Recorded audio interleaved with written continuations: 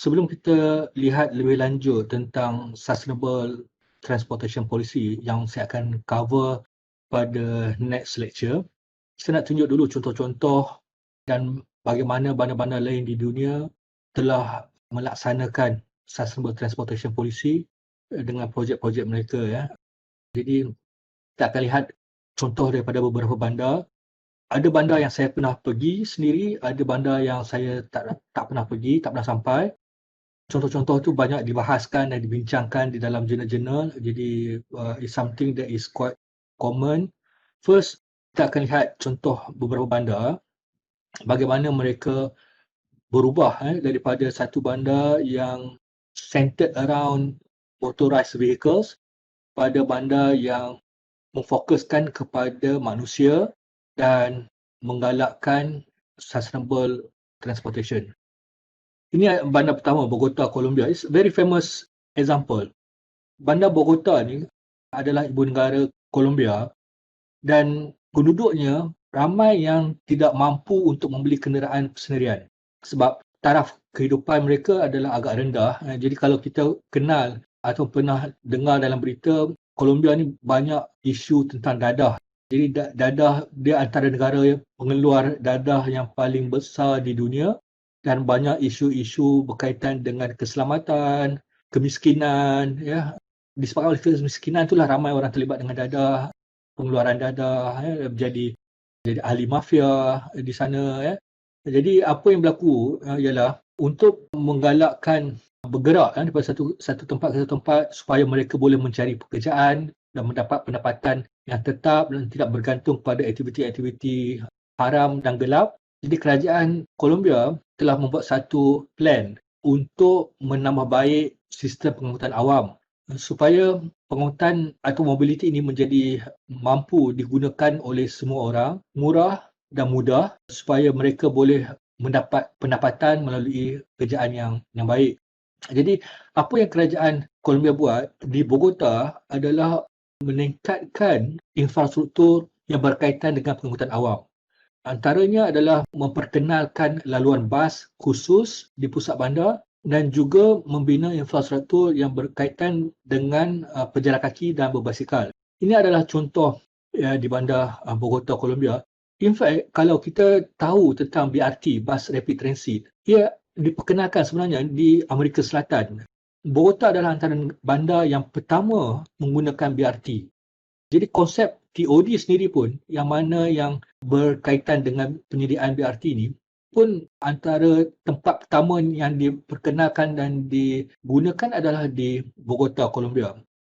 Kalau kita study tentang BRT, tentang TOD, kita memang perlu akan kenal dengan bandar Bogota di Colombia.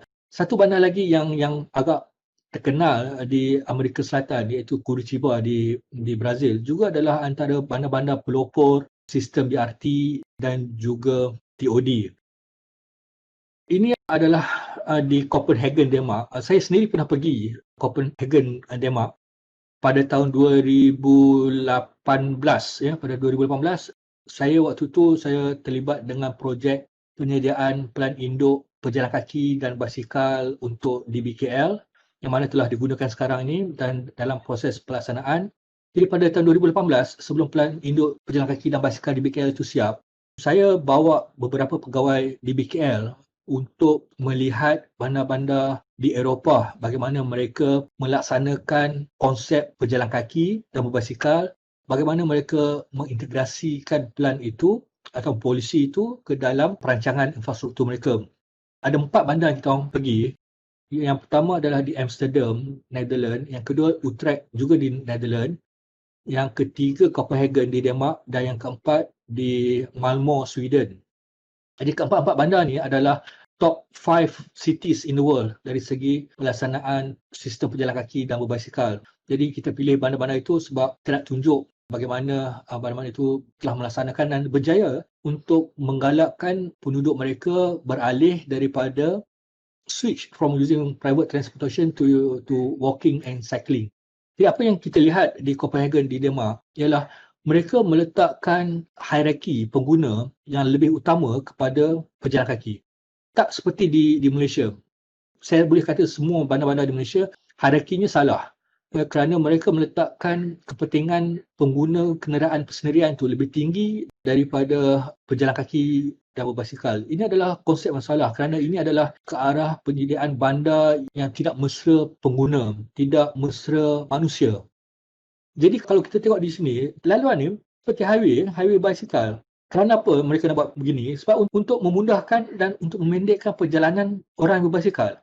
Jadi kalau tidak ada kemudahan seperti ini, jadi laluan basikal ni akan menjadi panjang dengan jarak yang lebih jauh dan sudah pasti tidak akan menimbulkan minat penduduk untuk berbasikal. Kita boleh pendekkan jarak perjalanan mereka dengan menyediakan infrastruktur seperti ini. Ya. This is very nice. Dan bagaimana mereka buat ni, mereka integrate dengan urban design. Kita cakap kuliah lepas tentang urban design. Ya.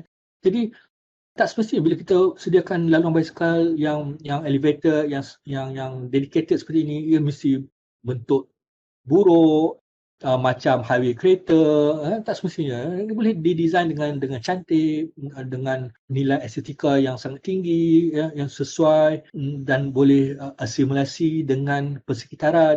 Jadi ini adalah contoh yang mereka dah buat di Copenhagen, Denmark, dan disebabkan oleh desain mereka ini yang sangat unik, yang dipanggil sebagai bicycle snake ni, sebab nampak macam ular kena palu kan, berbaikan mengikut menjadi tarikan pelancong pula. Jadi ini kalau dibuat dengan betul, bukan hanya boleh menyelesaikan masalah pergerakan atau perjalanan pejalan kaki dan pengguna basikal, pada masa sama boleh menjadi daya penarik kepada pelancong untuk datang dan melihat sendiri.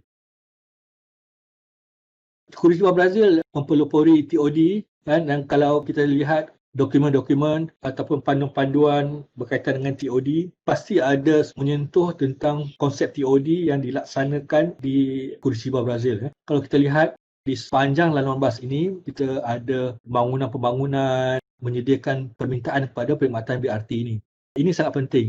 Dan kalau kita lihat jarak perjalanan daripada pembangunan ini atau pengguna tanah ini ke stesen BRT ini adalah sangat pendek dan disokong dengan laluan pejalan kaki yang sangat baik. Kalau kita lihat di gambar sebelah kanan gambar tu, kita nampak ada laluan pejalan kaki yang lebar, ada pokok-pokok, dan ini semestinya memberikan keselesaan kepada pejalan kaki dan pada masa sama menjamin keselamatan pejalan kaki itu sendiri. Dan ciri utama BRT ini adalah laluan bas ini terletak di tengah jalan supaya mudah pergerakan mereka dan menjamin kesesakan yang minimum pada bas ini supaya mereka dapat menjamin pengguna untuk sampai ke destinasi pada masa yang telah ditetapkan ataupun seperti dalam jadual perjalanan bas. Seterusnya adalah contoh di Vancouver, British Columbia, Canada. Jadi kalau kita tengok kat sini, bandar ini terletak berhampiran dengan Seattle di USA. Seattle juga adalah satu lagi bandar di US yang mana juga baik dari segi pelaksanaan sistem active mobility mereka. Dan bandar-bandar Seattle dan Vancouver ini, antara ciri utama mereka adalah keutamaan yang diberikan kepada laluan pejalan kaki as compared to laluan kenderaan bermotor.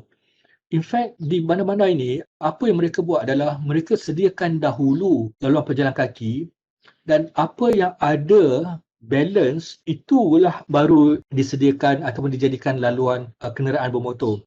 Tak macam kita terbalik. In fact, itu yang dimaksudkan, itu yang saya maksudkan bahawa hierarki kita salah.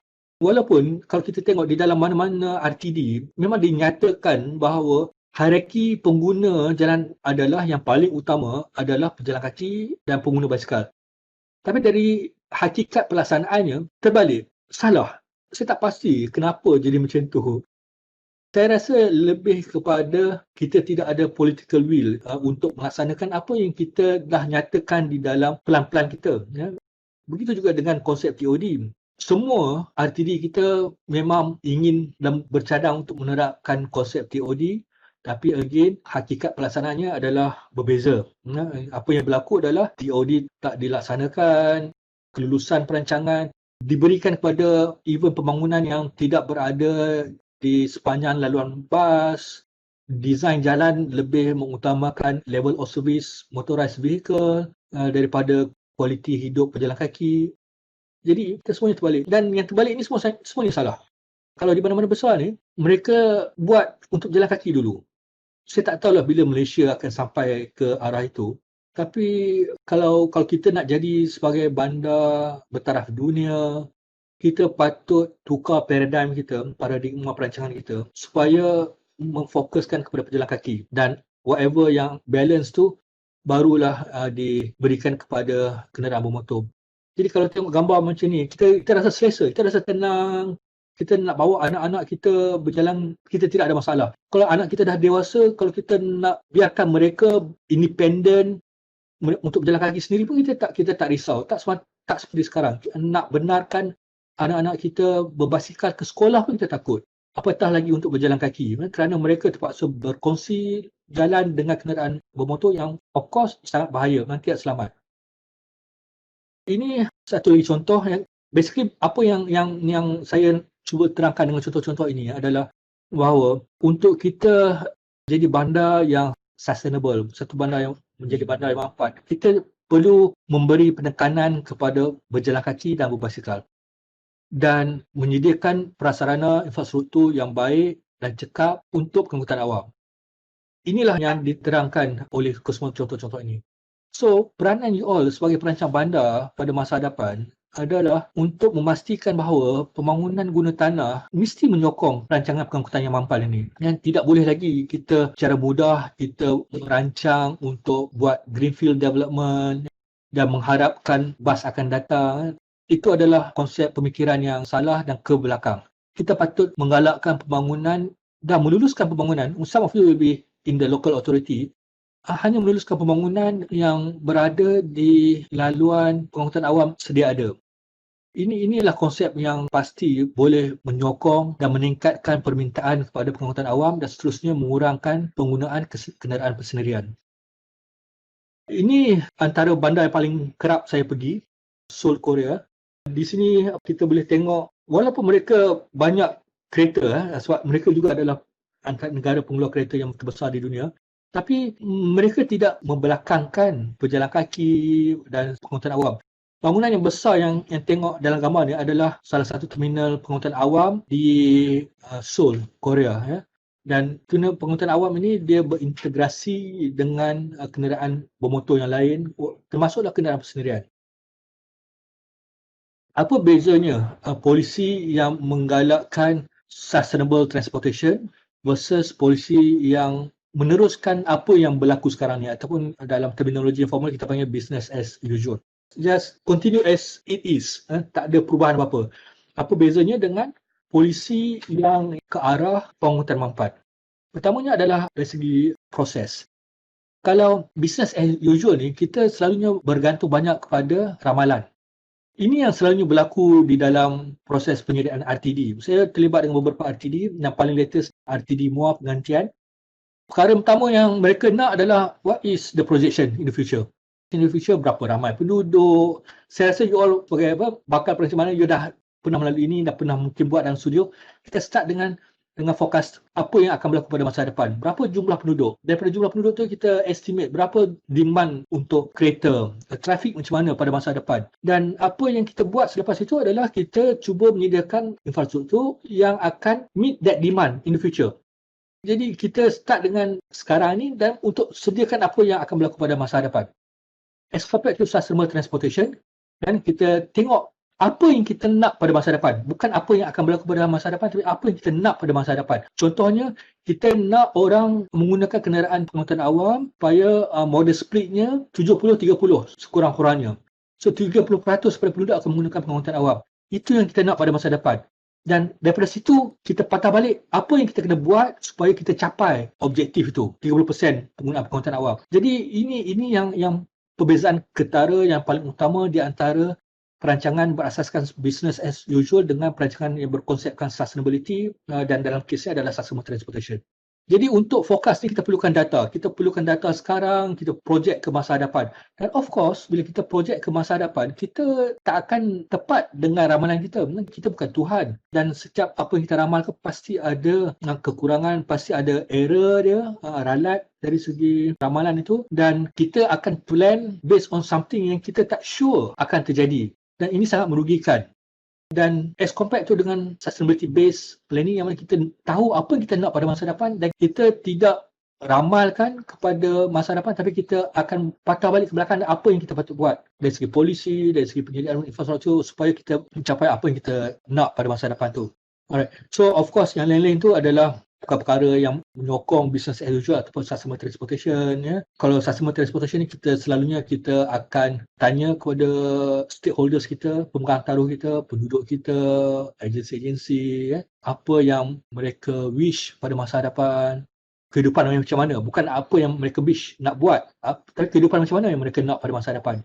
Dan kita ambil input-input itu dan kita gunakan sebagai feedback kepada kita dan kita evaluate apa yang kita sedang buat sekarang ni, dan based on itu kita tahu apa yang kita patut ubah supaya kita boleh mencapai sustainability itu pada masa depan. Jadi planning on sustainability ni, based on sustainability, always involve asking questions, always involve getting feedbacks from our stakeholders. Dan kita mesti willing to sacrifice certain things that we are doing now, evaluate our current practices supaya kita mampu untuk berubah. Jadi untuk berubah inilah yang paling susah. Dan ini yang selalunya tidak ada di kalangan politicians dan orang-orang yang memegang jawatan atau yang ada kuasa. Nak buat polisi, nak buat plan, nak buat dasar, nak buat rancangan, ini semua mudah. Sebab dia hanya melibatkan menulis saja di dalam dokumen. Tapi untuk melaksanakan apa yang dirancang, apa yang kita tulis, apa yang kita nak capai di dalam dokumen itu yang susah. Dan selalunya di akhir masa perancangan itu, the planning period tu, bila kita evaluate balik apa yang kita dah capai, tak banyak sebenarnya yang kita capai.